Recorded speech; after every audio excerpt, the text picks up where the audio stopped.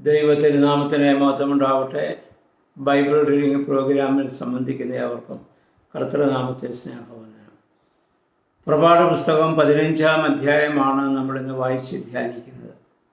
14-ാം അധ്യായത്തിൽ നമ്മൾ കണ്ടു, ഇസ്രായേൽ ജനത്തെ പിന്തുടർന്ന ജനം മുഴുവൻ ആ ചെങ്കടലിൽ മുങ്ങിപ്പോകുന്നു നമ്മൾ കണ്ടു. ഇസ്രായേൽ ജനം അത്ഭുതകരമായി അവരെ ചെങ്കടൽ കടന്ന് അക്കരെ അവർ കടന്ന് യാത്ര ആരംഭിക്കുകയാണ്.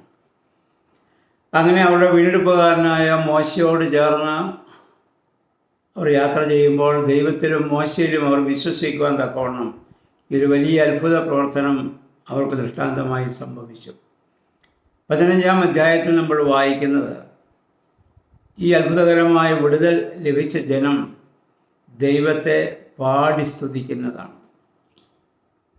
കഴിഞ്ഞ 400 വർഷത്തോളം അടിമത്തത്തിലായിരുന്ന അവർക്ക് ജോസഫ് മരിച്ച് കുറേ നാളുകൾ കൂടി അവർക്ക് സന്തോഷമായിട്ട് ജീവിക്കാൻ പറ്റിക്കാണും. അത് കഴിഞ്ഞപ്പോൾ ജോസഫിനെ അറിയാത്ത രാജാവ് വന്നു അവരെ പീഡിപ്പിക്കാൻ തുടങ്ങിയ നാളുകൾ മുതൽ ഇന്നേ ദിവസം വരെ ഒരു പാട്ട് പാടുവാൻ ഇസ്രായേൽ ജനത്തിന് സാധിച്ചിട്ടില്ല.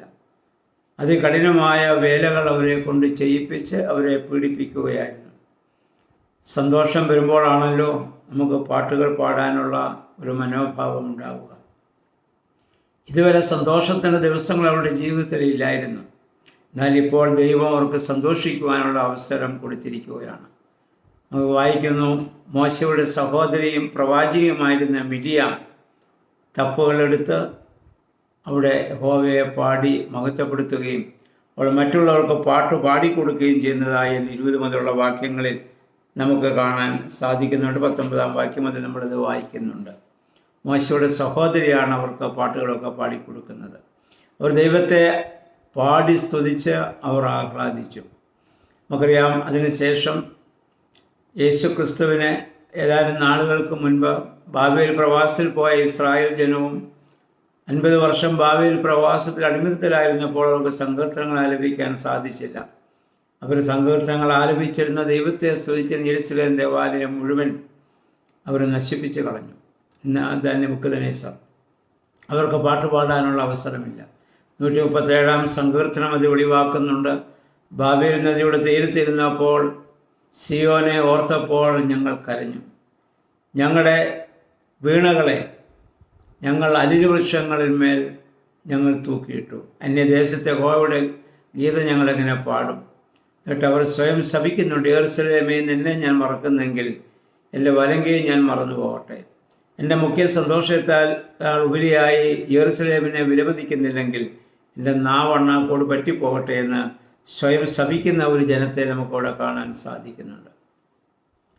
അപ്പോൾ അന്നും അവരും ആ അടിമത്തത്തിലായിരുന്നപ്പോൾ അവർക്ക് സങ്കീർത്തനങ്ങൾ ആലപിക്കുവാനോ ദൈവത്തെ സ്തുതിക്കുവാനോ സാധിക്കുന്നില്ല. ഇവിടെയും അവരുടെ പൂർവ്വപിതാക്കന്മാരുടെ കാലത്തും മോശയാൽ വിടുവിക്കപ്പെട്ട നാളുകളിൽ അവർക്ക് ആ വലിയ വിടുതൽ ലഭിച്ചതിൻ്റെ സന്തോഷം അവരിലൂടെ പങ്കുവയ്ക്കുകയാണ്. അതിനുശേഷം നമ്മൾ വായിക്കുന്നത്, അതിൻ്റെ 22 മുതലുള്ള വാക്യം നമ്മൾ വായിക്കുന്നു, ചെങ്കടലിൽ നിന്ന് മുൻപോട്ട് നയിച്ച് അവർ ഷൂർ മരുഭൂമിയിൽ അവിടെ പ്രവേശിച്ചു. അതിനുശേഷം 3 ദിവസത്തെ യാത്ര അവർ ചെയ്തു. അവർക്ക് കുടിക്കുവാൻ വെള്ളമില്ല. കുടിക്കുവാൻ അവർക്ക് വെള്ളമില്ലാതെ മാറായി എന്ന് പറയുന്ന ഒരു സ്ഥലത്തെത്തി. അവിടെ വെള്ളമുണ്ട്, പക്ഷേ വെള്ളം കയ്പുള്ള വെള്ളമാണ്. അവർക്കത് കുടിക്കാൻ സാധിക്കുന്നില്ല. അവർ മോശയോട് ആ പരാതി പറഞ്ഞു. മോശ ദൈവത്തോട് ആവശ്യം ദൈവസന്നിധിയിൽ അത് പറഞ്ഞപ്പോൾ യഹോവയായ ദൈവം ഒരു മാർഗനിർദ്ദേശം കൊടുത്തു. ഒരു തടിക്കഷണം കാണിച്ചിട്ട് പറഞ്ഞു, ആ മരത്തിൻ്റെ കമ്പ് നീ ആ വെള്ളത്തിന്മേലിടുക, അത് മധുരമുള്ളതായിത്തീരും. മോശ അപ്രകാരം ചെയ്തു. ആ വെള്ളം, കയ്പുള്ള വെള്ളം മധുരമുള്ളതായി തീർന്നു. ഏതാണ് ഈ തടിക്കഷണം? ഇത് കർത്താവ് കാൽവറിയിൽ യാഗമാകാൻ പോകുന്ന കുരിശിനെ സൂചിപ്പിക്കുകയാണ്. ആ ക്രൂശ് മരണമാണ് കയ്പേറിയ നമ്മുടെ ജീവിതത്തെ മധുരമുള്ളതാക്കി തീർത്തിട്ടുള്ളത്. പാപത്തിൻ്റെ ആ കയ്പിൽ കിടന്ന് നമ്മളെ ആ മധുരത്തിൻ്റെ സന്തോഷത്തിൻ്റെ ദൈവാനുഭവത്തിലേക്ക് വഴി നടത്തിയത് കർത്താവിൻ്റെ ക്രൂശാണ്, ആ തടിക്കഷണമാണെന്ന കാര്യം നമ്മൾ ഓർത്തിരിക്കേണ്ടതാണ്. കർത്താവിനെ കുരിശാലുള്ള വീണ്ടെടുപ്പ് നടക്കുന്നതിൻ്റെ ഒരു നിഴലായി ഈ സംഭവത്തെ നമുക്ക് കാണാവുന്നതാണ്. മാറയുടെ അനുഭവം നമ്മുടെ ജീവിതത്തിലും ഉണ്ടാകും. ദൈവം അവരെ ശിക്ഷിക്കുകയല്ല, ദൈവം അവരെ പരിശീലിപ്പിക്കുകയാണ്, ദൈവം അവരെ ഒരുക്കിയെടുക്കുകയാണ്. അതുകൊണ്ടാണ് യാക്കോബ് ശ്ലീഹായും പറഞ്ഞത്, യാക്കോബ് 1:12 നമ്മൾ വായിക്കുന്നുണ്ടല്ലോ, പരീക്ഷ സഹിക്കുന്ന മനുഷ്യൻ ഭാഗ്യവാൻ, എന്തിന് കൊള്ളാവുന്നവനായി തെളിഞ്ഞ ശേഷം കർത്താവ് താൻ സ്നേഹിക്കുന്നവർക്ക് ഒരുക്കിയിരിക്കുന്ന ജീവകിരീടം പ്രാപിക്കുമെന്നാണ്. അപ്പോൾ കൊള്ളാവുന്നവനായി തെളിയുന്നതിന് വേണ്ടിയിട്ടാണ് അപ്രകാരമുള്ള അനുഭവങ്ങളിലൂടെ ദൈവം നമ്മളെ കൊണ്ടുപോകുന്നതെന്നുള്ള ബോധ്യം നമുക്കുണ്ടാകണം.